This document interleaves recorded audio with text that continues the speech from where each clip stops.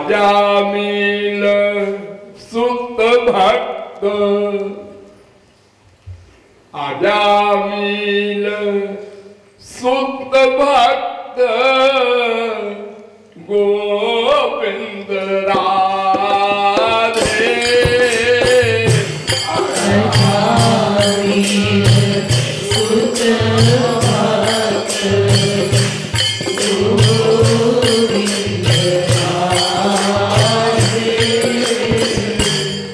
वैकुंठ धाम कैसे गया था बता दे। वैकुंठ धाम कैसे गया था बता दे। एक दिन एक दोहा कहा गया था जिसमें ये बताया गया था कि भागवत आज में और आजकल तो सारे संत महात्मा ऐसा बोलते हैं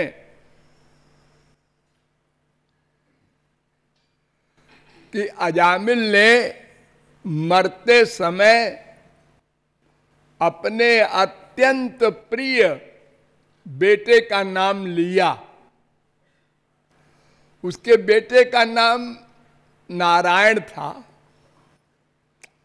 तो यमराज के दूत भी आए और विष्णु दूत भी आए और दोनों में बातचीत हुई। यमदूतों ने कहा इसने जीवन भर पाप किया है, इसको नरक ले जाएंगे। विष्णु दूतों ने कहा इसने नारायण नाम लिया है, इसको बैकुंठ ले जाएंगे।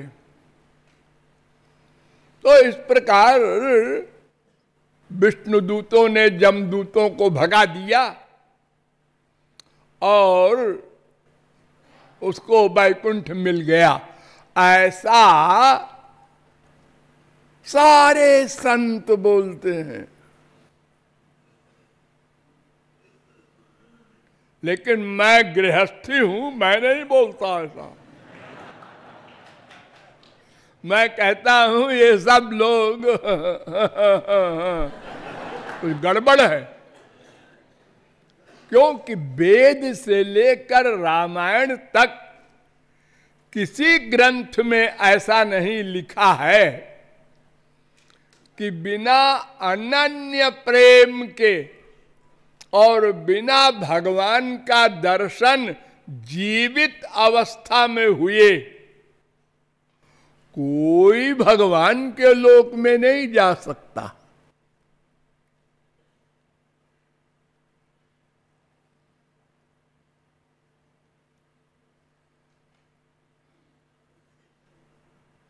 रसगम हेवायम लब्ध्वा, उसको प्राप्त करके ही और वो भक्ति से ही प्राप्त किया जाएगा। अगर संसार में भक्ति है तो संसार मिलेगा। गीता में बहुत डिटेल में कहा गया है, यान्ति देवव्रता देवान पितरीन यान्ति पितृव्रता भूतानि यान्ति भूतेज्या।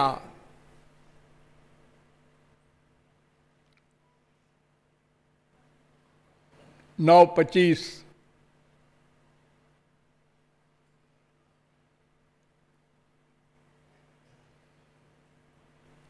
भगवान ने अर्जुन से कहा, अंत काले च मामेव स्मरन मुक्ता कलेबरम। जो मेरा स्मरण करते हुए शरीर छोड़ता है। दो बात पर ध्यान दो। मेरा स्मरण करते हुए यानी मन मुझ में रहे और शरीर छोड़ता है अपनी इच्छा से, छोड़वाया नहीं जाता जबरदस्ती, वो मेरे पास आता है। 8:5 गीता।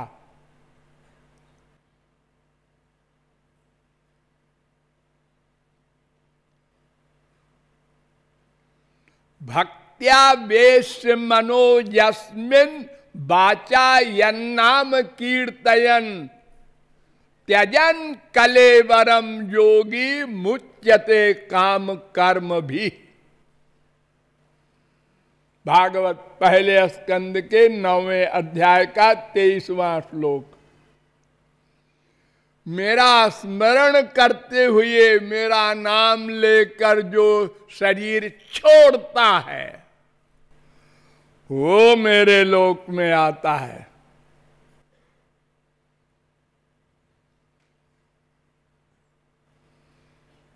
सब शास्त्र एक सिद्धांत से बोलते हैं कि मरते समय अगर भगवान का स्मरण हो, चलो नाम न भी लो, ओम इत्येकाक्षरम ब्रह्म व्याहरन् माम अनुस्मरन्। मेरा स्मरण करते हुए शरीर छोड़े। जहां मन रहेगा वहीं जीव की गति होती है। तम यथा यथोपासते तथैव भवति। मुद्गलोपनिषद 3 अध्याय का 3 मंत्र। यो यदिच्छति तस्य तत्। कठोपनिषद 1-2-16। जहां मन का अटैचमेंट होगा उसी की प्राप्ति होगी।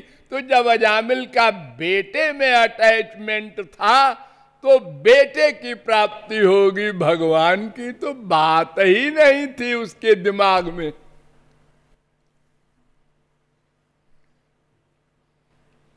ऐसे कोई धोखा होता है भगवान के यहां? फिर तो सभी लोग अपने स्त्री पति बाप बेटे का नाम भगवान और राधा रानी का रख के गोलोक चले जाएं और खूब प्यार करें संसार में। और एक बात और समझ लो कि मरते समय किसी का स्मरण नहीं कर सकता कोई व्यक्ति। मरते समय माने क्या होता है? स्मरण किया मर गया।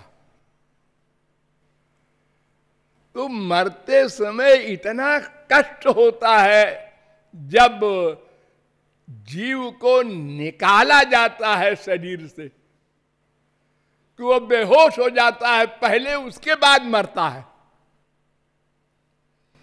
अरे एक कांटा चुभ जाता है जब आप लोगों को, और जब कांटा निकाला जाता है तो ऐसे करते हैं आप लोग। तो आत्मा को जब निकाला जाता है तो जन्मत मरत दुसह दुख होई। वो दुख सह नहीं सकता मायाबद्ध जीव, बेहोश हो जाता है। अच्छा, गधे की अकल से समझो। किसी आदमी के ऊपर सिर पर लठिया मारो, तमाम मारते हैं लोग दुश्मनी में। एक लठिया मारा, चिल्लाया, दूसरी मारा और चिल्लाया, तीसरी मारा, गिर गया और चौथी मारा, चुप हो गया।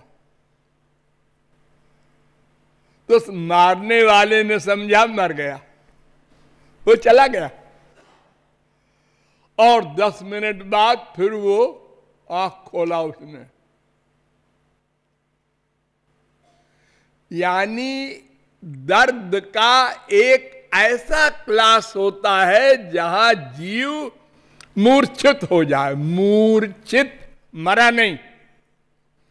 ऐसे आनंद का भी एक दर्जा होता है जब जीव मूर्छित हो जाए, मरा नहीं।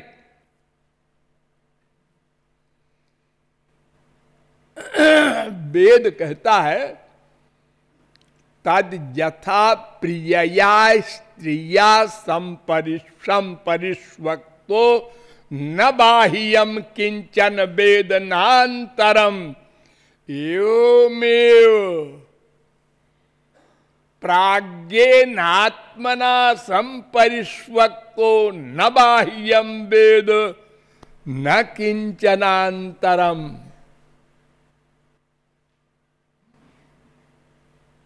बृहदारण्यकोपनिषद 4:3-21। जैसे घोर कामी पुरुष घोर कामिनी स्त्री को चिपटाता है, वेद कह रहा है, और न बाह्यम किंचन वेदनांतरम, न बाहर का स्मरण रह जाता है न भीतर का, दोनों बेहोश हो जाते हैं। एक ऐसी अवस्था होती है आनंद की, संसारी आनंद की, लेकिन दोनों मरते नहीं, थोड़ी देर बाद फिर आंख खुल जाती है। किसी गरीब की लॉटरी खुल जाए 1 करोड़ की, 1 करोड़, आनंद में मूर्छित हो जाता है, मरता नहीं। तो आनंद की एक लिमिट होती है जहां इंद्रिय मन बुद्धि का वर्क बंद हो जाता है, उसी को मूर्छा कहते हैं। ऐसे ही दुख की एक अवस्था होती है जो सह नहीं सकता और मूर्छा हो जाती है। तो दुख की अंतिम अवस्था में मूर्छा, उसके बाद मृत्यु। तो जब मूर्छा होती है मरते समय, तो स्मरण कैसे करेगा? न संसार का कर सकता है न भगवान का, कोई नहीं कर सकता, प्रश्न ही नहीं है। और अगर कोई जिद करे कि नहीं कर सकता है, करता है, हमारी मम्मी मरी थी तो उन्होंने कहा बिटिया को बुला दो, अरे तो वो मरते समय नहीं, मरने के पहले कहा था। और अगर मरते समय भी किसी ने स्मरण किया तो जिसका स्मरण करेगा उसी को प्राप्त होगा। जड़ भरत शरी के जीवन मुक्त ने हिरण का स्मरण किया था, हिरण बने थे, तो अजामिल ने बेटे का स्मरण किया था, तो फिर वो वैकुंठ कैसे जाएंगे?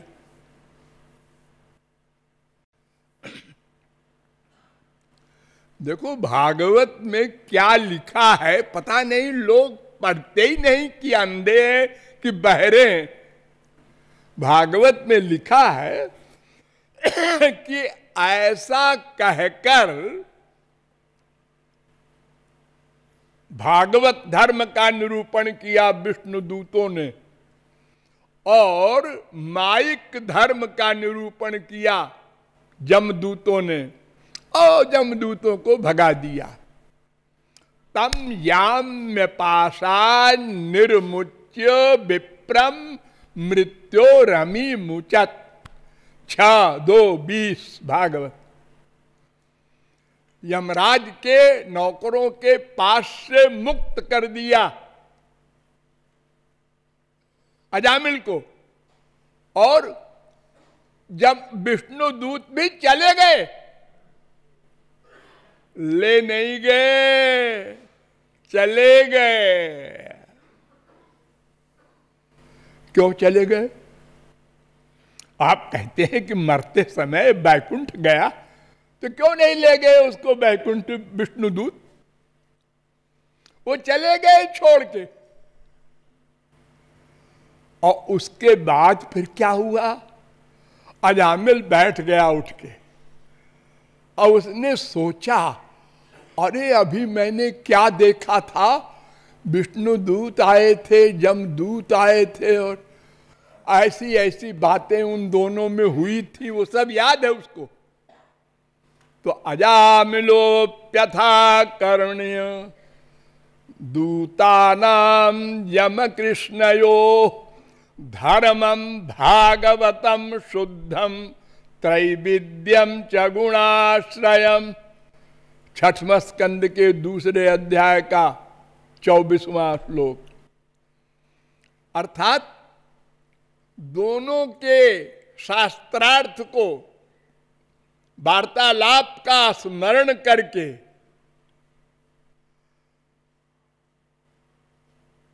क्या किया? भक्तिमान भगवत्याशु,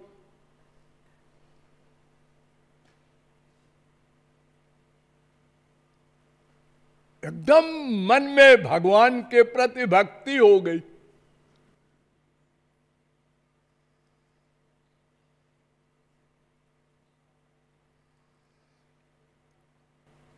छह 2:25। तो फिर क्या हुआ? तो धास्य मनो भगवती शुद्धम तत्कीर्तनादि भी। उसने दृढ़ निश्चय किया, अब ये जो नवधा भक्ति है, संकीर्तन वगैरह, इसके द्वारा हम मन भगवान में एक कर देंगे। ये प्रतिज्ञा कर लिया उसने, ठान लिया। धास्य मनो भगवती, ये भागवत कह रही। फिर गंगा द्वारमुपेयाय त्यक्त सर्वानुबंधन, हरिद्वार चला गया और जाके वहां भक्ति किया। जब भक्ति करते करते और पूर्ण हो गई भक्ति, तो फिर विष्णुदूत आए विमान लेकर। तो हैमम विमानमारुह्य जयौ यत्र श्रियः पति। 6:2:44। तब विमान पर बैठकर वो बैकुंठ गया था। बिना भक्ति के ऐसे कोई फ्री में चला जाएगा नाम लेने से? ऐसा सपने में न सोचे कोई, ऐसी गलत फहमी न हो। चाहे वो वेद शास्त्र सब चिल्लाए, किसी की मत सुनना। कृपालु की बात याद रखना।